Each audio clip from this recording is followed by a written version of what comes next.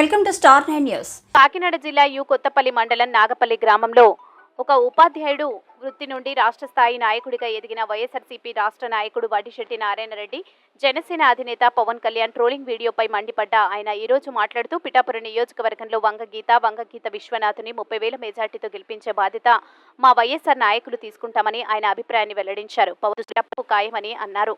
Janasena social media ఎందుకంటే పిఠాపురం నియోజకవర్గంలో వంగగీత విశ్వనాథ్ గారు 30,000 మెజారిటీతో ఖచ్చితంగా నెగ్గబోతున్నారు.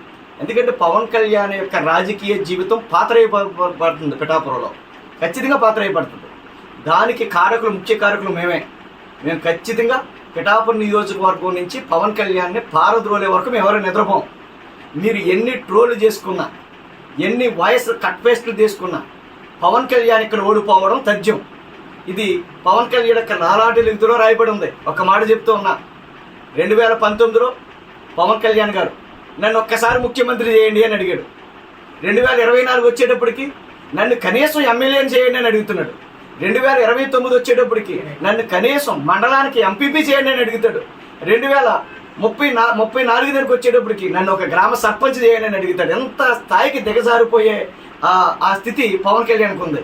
కాబట్టి పవన్ కళ్యాణ్ మీరు ఎన్ని క్రేన్లు పెట్టి పైకి లేపినా పవన్ కళ్యాణ్ యొక్క ఓటమి అతని లాలాటిలతో రాయబడి ఉంది. ఖచ్చితంగా పవన్ కళ్యాణ్ గీతమ్మ చేతిలో సావు దెబ్బ తినబోతున్నాడు.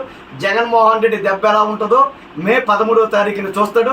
నారాయణ రెడ్డి దెబ్బ ఎలా ఉంటుందో కూడా జూన్ 4వ తారీఖున